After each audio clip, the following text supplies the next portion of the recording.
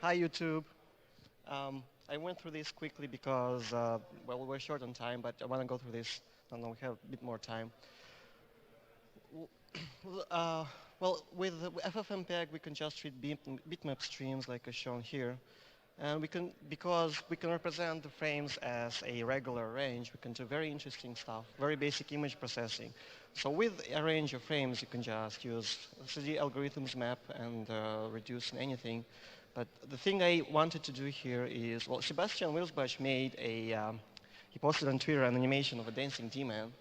And if we take that and just apply it here. So we use that blend and with the border, and the border function just takes and fits this image here to the same size as the frame, and we copy that over the frame. This is with alpha blending. So, and then it's very easy to draw text as well. Well, D is very good at text processing, so all we have to do is find the RC log file and split it up, and we take the last 10 lines and we get a live demo, which is gonna go live in a second. And there we go. Hi, IRC. And I have a few extra slides here. So this game is called Worms Armageddon, and I'm maintainer of this game since 2006. Um, we do a bunch of D stuff for Worms Armageddon. The game itself is written in C++, but we have network services written in D, and we have, well, I wrote a build tools for managing all sorts of releases. And one question that came up during the build tool is that we wanted to represent the features that go into that build, and I couldn't find a design that worked quite as well until I came up with something. Let's see.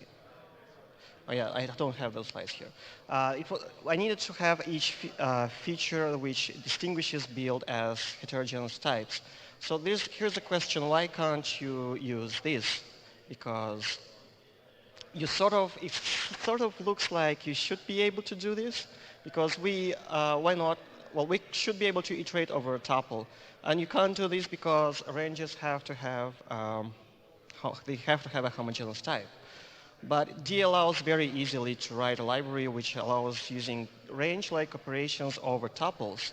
So if you have a heterogeneous collection of types like this, where X is in one case is a variable, in another case it's a compile time constant, in another case it's a function, a property, it allows very easily to do this. And if you want to do this in your code, here is the link to the implementation.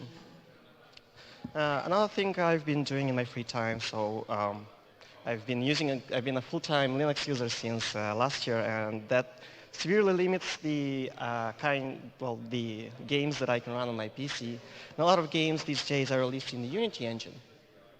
So this is Infinifactory, and for which I have made a usability mod that allows easier editing. So Infinifactory is like a 3D puzzle game by Zachtronics Industries.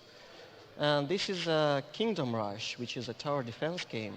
And I've tried to write a tool-assisted speedrun for it. So if you don't know, tool-assisted speedruns are speedruns of various games which you're allowed to use whatever tools to control the input of the game exactly. So you can't do things like write into the game's memory and get 9,000 lives, but you can send input with accurate precision. Sometimes that creates interesting problems as well as very entertaining videos of computers playing video games at insane speeds and accuracy. So here I've used, and this is an unfinished, well, a screenshot of Card City Nights, for which I have started working on a multiplayer mod. And all these games have in common, they're written in the Unity engine. And Unity uses Microsoft.NET. Well, it actually uses Mono. It has a small C++ engine, and running on top of that is the Mono runtime. And all user code, well, usually, almost all of the time, is written in C#, sometimes Unity script, but all of this compiles to the .NET bytecode. So there are no good tools to disassemble .NET code. There are a few disassemblers, but they each have some problems. Almost, I think all of them do not guarantee that assembling the result back will get you the same file. And some of them are not cross-platform, and some of them are written in are proprietary. There is no source code. So I've been starting working on a project which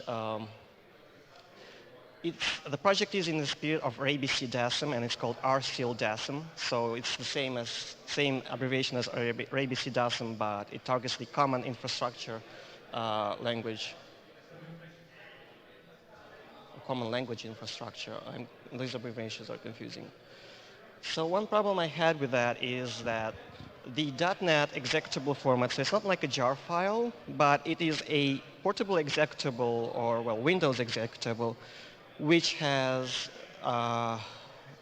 it has a .NET bytecode payload, but around that is a lot of boilerplate sort of stuff that has to make it also a valid Windows executable.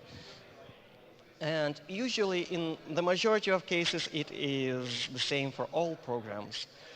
But in some cases, it differs depending on the toolkit you use, and sometimes you can add native code and other resources in the executable file. And most existing disassemblers, assemblers for .NET do not really care about that. So if I were to deserialize an executable file like that completely, I would get a lot of junk, which would be almost the same for all programs. So I had the problem of how I can compute most of that from some initial parameters. For example, the total executable size. You can have extra data at the end, or you can pair off some null bytes of the end, but you have to. But most of the cases the same. So I don't want to write the file size or some padding bytes, which will almost always be null in every executable. So the way I represented that is a nested data structure. So it's structs with pointers and arrays of other structs, etc., etc. But the intermediate format, which represents the actual file on disk, is going to be, I wanted to make it sparse. So one way to do that is a weak typing, so like a JavaScript object. But that has problems because you can't properly iterate over it and see which fields are missing. So I was reading a course in Haskell, and I was reading about monads. So I thought, well, there is this maybe monad in Haskell and other languages, and maybe we could have the same thing for D, but the thing is that we want to apply it recursively across a tree of types.